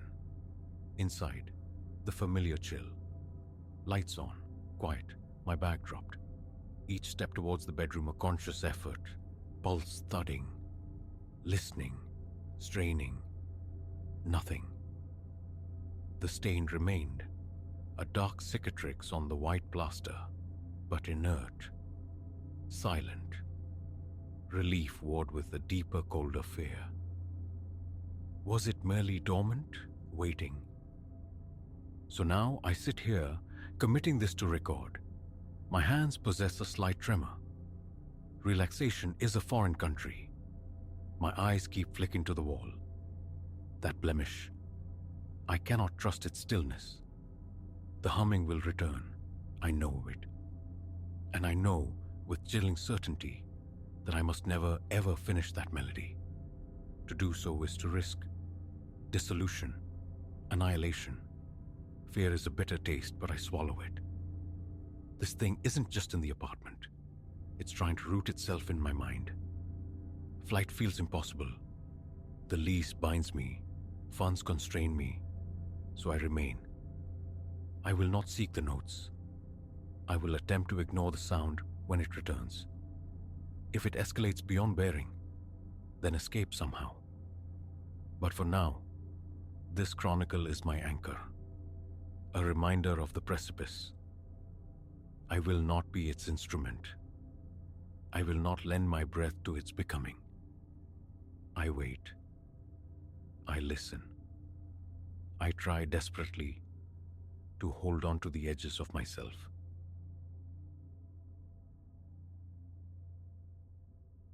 The quietude I purchased, this parcel intended for weekend solace far from the city's thrum, wasn't meant to harbor sleeplessness. Yet here I sit, ensconced in my new living room, the memory of those chains still coiling like a cold serpent in my belly. A mere week has passed since I claimed this modest country holding. 2 acres, give or take, adorned with a skeletal barn and a congregation of towering trees that hoard the dawn light. The house itself, a single story, clad in paint that sheds its skin in brittle flakes, possesses a sound roof and, according to the inspector, bones of solid foundation. It stands amidst terrain that ripples unevenly, islands of stubborn grass adrift in a sea of weeds, untouched by scythe for seasons untold. A rudimentary dirt ribbon winds from the main road to my porch, flanked by untamed bushes. Innocuous, it all seemed. Utterly ordinary. My second day beckoned exploration. Beyond the barn, the land dipped slightly, descending towards a dense knot of trees, their proximity forming a verdant, almost impenetrable wall. I forced passage through the interlacing branches, the forest floor crackling under my boots, a brittle protest of seasons past, my eyes scanning for treacherous roots snaking across the path. Deeper within this overgrown sanctuary, I stumbled upon an old circular configuration sunk into the earth. Wooden planks, warped and weary, formed its cover, secured by the grim embrace of 2 heavy chains. Kneeling, I swept away accumulated detritus, the damp chill of the wood seeping through my jeans, moss clinging verdantly to its edges. A well. The chains, though blooming with rust, appeared formidable, laid across the timber in a cruciform pattern, steadfastly preventing any shift. It felt like a relic from a forgotten chapter, untouched for decades. That afternoon, I resolved to leave it undisturbed, a curiosity to be probed later perhaps, with the beam of a flashlight plumbing its depths. Settling in, arranging furniture, scouring the kitchen, these tasks filled the hours. Nothing felt amiss then. The well was just another piece of the property's history, possibly needing a permanent seal for safety's sake. But that night, around the stroke of midnight, a sound ripped me from sleep. A metallic shriek, harsh and grating. My initial thought, the wind chimes I'd hung, dissipated quickly. This noise possessed a brutal weight, like something heavy being dragged. I swung out of bed, pulled on sweatpants, and eased open the front door. The night air was cool, the grass slick from an earlier drizzle. I listened, straining. The sound emanated from behind the barn. Unmistakably, the groan of chains across wood, or perhaps stone. A tightness constricted my chest, but logic offered a plausible culprit. Some nocturnal creature stumbling through the dark, Flashlight in hand, I navigated around the barn, stepped silent on the damp earth, heading towards the cloistered trees and the well. As I drew nearer, the scraping ceased abruptly. Silence descended, thick and watchful. The fine hairs on my nape prickled. I'd expected a raccoon, a stray dog, perhaps even a deer. But the clearing was utterly still. My flashlight beam sliced through the darkness, landing on the well. The boards lay undisturbed. The chains remained crossed, resolute. For a long minute, maybe two, I stood motionless, breath held captive in my lungs, my heart a frantic drum against my ribs. Nothing stirred save the sibilant rustle of leaves stirred by a phantom breeze. Perhaps I conceded my ears had deceived me. Retreating to the house, sleep proved elusive, the echo of grating metal lingering in the quiet. Morning arrived with a nagging disquiet. I'm not typically prone to jitters, but the memory of that sound clung persistently. After a hurried breakfast, I returned to the well, scrutinizing it for any evidence of disturbance. The planks were damp, intact. The chains held their formation, the antiquated padlock seeming untouched. I pressed my ear close, hoping for something. Only silence answered. Still, unease prickled beneath my skin. A tentative tug on one chain yielded a faint rattle, showering flakes of rust onto the dark soil below. I walked away, chastising myself for succumbing to paranoia. That evening, I sought distraction. A cold beer, the flickering television screen, the ambient chirping of crickets outside. The air hung heavy, expectant. Around 11, I surrendered to fatigue. Lying in bed, window cracked to admit the night air, I listened to the familiar nocturnal symphony. An owl's distant call, the sigh of wind through the pines. Then, nearing midnight, it returned. The metallic rasp louder this time, more insistent, as if something were being laboriously dragged over an abrasive surface. My heart leaped into my throat. I sat bolt upright, legs dangling over the bedside, forcing measured breaths. "Check it out," a voice urged. Ignoring it would only guarantee another sleepless night. Flashlight retrieved, boots donned, I crept out once more, moving with stealth around the barn. A peculiar tension hummed in my chest, each footfall on the sodden grass feeling unnaturally heavy. The sound persisted, clearer now, undeniably originating from the well. It was the sound of chains, not merely dragging, but possessing a kind of rhythm, as if being deliberately worked, tested. As the flashlight's beam illuminated the wellhead, the noise instantly died. I hastened forward, sweeping the light across the boards. Everything appeared unchanged, yet my stomach churned with a visceral wrongness. I stood there, pivoting slowly, probing the surrounding shadows with the light.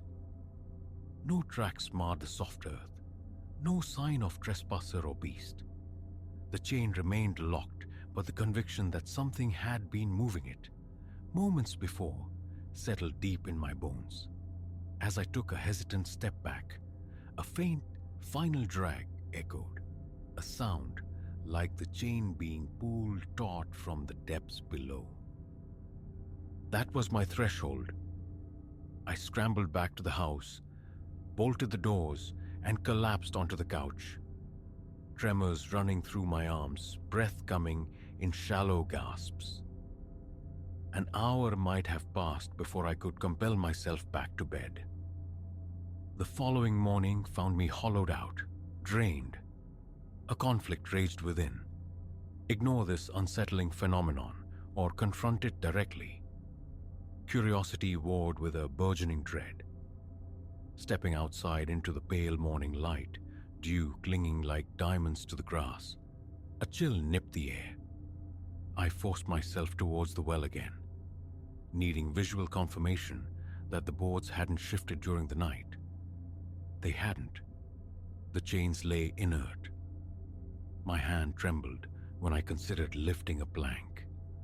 The impulse was there, potent, but I recoiled. A profound crawling fear stayed my hand. I left it be. The day was consumed by manufactured busyness. I attacked the barn's clutter, discarding piles of decaying straw and fractured tools, sweeping dust motes that danced in the thin shafts of light. Attempts to air the place out were thwarted by window frames swollen shut by years of damp and neglect. During brief breaks, gulping water and wiping sweat, my thoughts invariably drifted back, a persistent mental itch demanding I check the well.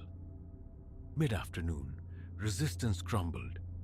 I walked out, circling the structure slowly, examining it from every conceivable angle. Gaps yawned between the planks, offering glimpses into the tenebrous void below. My pulse quickened. I toyed with a padlock, its cold metal a stark contrast to my clammy fingertips. Realizing my breathing had grown ragged, I forced myself away. Night fell, and the ritual resumed. Drifting in the borderland of sleep, I was jolted awake by the chains. This time, the sound was sharper, clanging, as if striking the well's stony interior. Adrenaline surged hot and electric. My mouth went dry, palms grew slick. Rising, fumbling for the flashlight, my foot slipped on the bare floorboards, nearly sending me sprawling. Slow down, I commanded myself.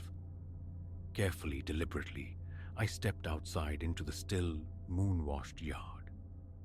Creeping around the barn, the chain noise amplified, its rhythm more pronounced. Flashlight on, beam spearing the darkness towards the well, I advanced.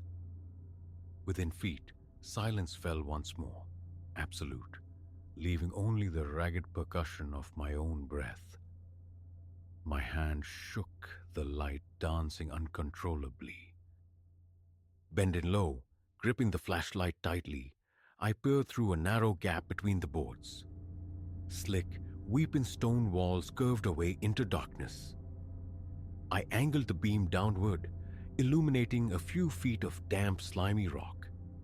Below that, impenetrable black. A musty, stagnant odor wafted up, clogging my nostrils. My scalp tingled. Gooseflesh erupted across my arms. The irrational fear that something might suddenly erupt or a hand might grasp my arm was palpable. Nothing materialized, but as I straightened, I heard it. A soft, distinct clink. As if the chain below had subtly shifted its weight. I fled back to the house, heart hammering against my ribs. Sleep offered no refuge. Haunted by rattling chains, groaning wood, and the suffocating sense that something unseen lurked just behind me. With the dawn, I fought to rationalize, to dismiss the experiences as figments of an overactive imagination fueled by isolation. Calling a friend crossed my mind, but the absurdity of explaining spectral chain noises held me back. Instead, I threw myself into repairs, mending a broken fence post by the gate, securing a loose porch step, tracing suspect wiring in the kitchen. I worked with grim determination, yet the well exerted a constant gravitational pull on my thoughts. By late afternoon, the compulsion became unbearable. From the barn I retrieved a crowbar, its weight cold and purposeful in my hands. Sweat slicked my palms. I wiped them on my jeans. My heartbeat thudded, a heavy drumbeat in my ears, as I marched towards the well. A sense of impending, dangerous action settling in my gut. Arriving, I paused, staring at the weathered boards. The urge to pry them loose, to expose whatever lay beneath, was a physical ache in my arms, yet fear paralyzed me. I sank onto a nearby rock, the crowbar resting across my thighs. The afternoon was tranquil. Birdsong drifted from distant trees. A gentle breeze caressed my face. The well sat before me, ancient and silent, its chained lid seeming to wait patiently for my decision. But the resolve wasn't there. My hands trembled. A chill traced its icy finger down my spine. Defeated, I walked away. Tonight, doors locked, I attempted distraction via a movie. The screen's glow, a feeble defense against the encroaching dread. The well dominated my thoughts. I braced for midnight, and as if governed by some infernal clockwork, the scraping began anew. My hands clenched the chair arms, chest tightening. Ignore it, I told myself. But the sound intensified, grew bolder. Stress blurred my vision. My breathing grew shallow. Finally, the need to see, to confirm if the boards were physically moving, overwhelmed my fear. Flashlight clutched, jacket thrown on, I ventured out again. The grass, cold and slick beneath my boots, seemed to resist my passage. The flashlight beam painted the barn's decaying siding, the damp path leading inexorably to the well. Each step resonated with dread. As I neared, the scraping subsided to a faint rattle. Then, silence. The air felt thick, suffocating. Leaning over the well's edge once more, shining the light down through a gap, my heart pounded violently. Stone walls, dripping moisture, nothing more. Slow drips echoed from the unseen depths. My hand trembled so fiercely, the beam jittered wildly, then suddenly, a distinct tightening sound from the chain. Not loud, but a palpable vibration through the wood and stone. I stumbled backward, nearly dropping the flashlight, retreating step by agonizing step, eyes fixed on the well, convinced, utterly convinced, that something was about to force its way out. The remainder of the night was spent in the living room, every light ablaze, the crowbar a cold comfort beside me. The house felt vast and cold. The refrigerator's hum the only sound breaking the profound silence. I repeated assurances of safety. The boards, the chains, they held fast. Yet an insidious whisper persisted, urging me to remove them, to know what lay hidden in that chthonic darkness. My throat was parched, my eyes darting towards the black mirrors of the windows. Dawn's first tentative light brought a fragile reprieve. Now it is the following afternoon.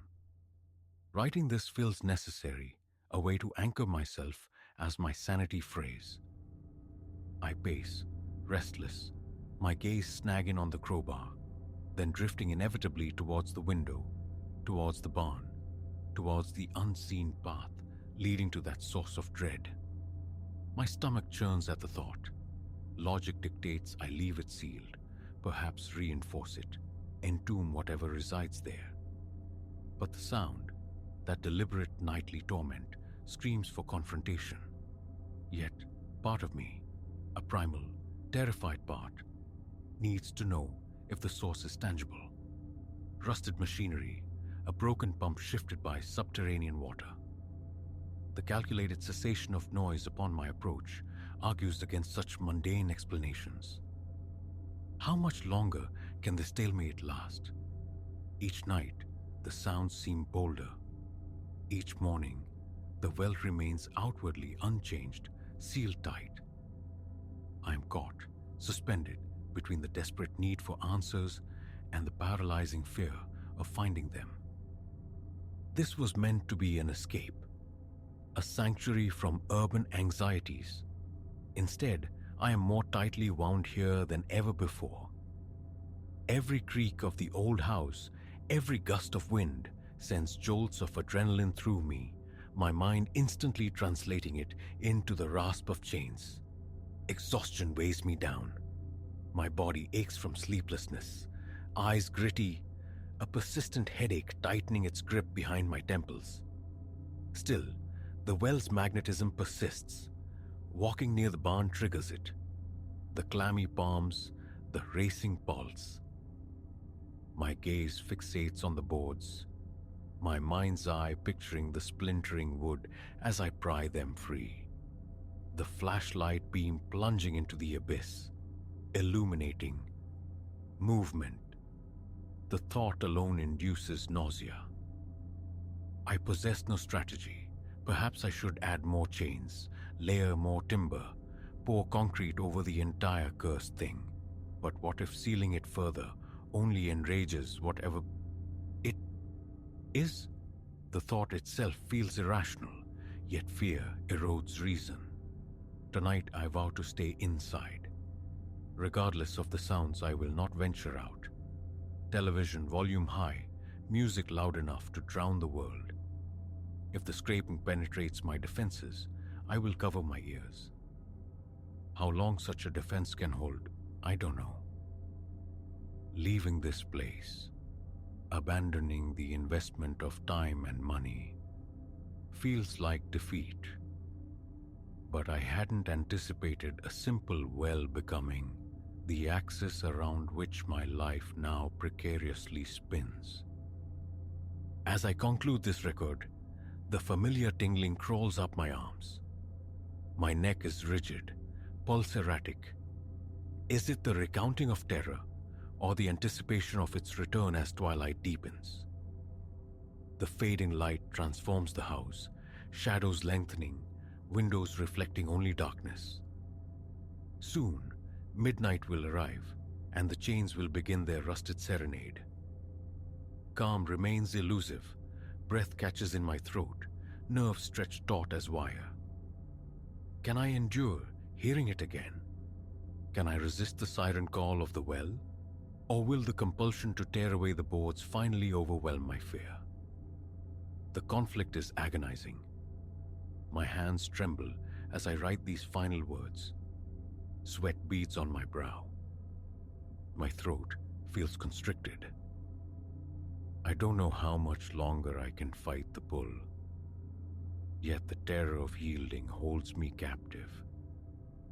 This is my existence now. This solitary figure, this time-worn house, and that damnable well squatting in the backyard darkness.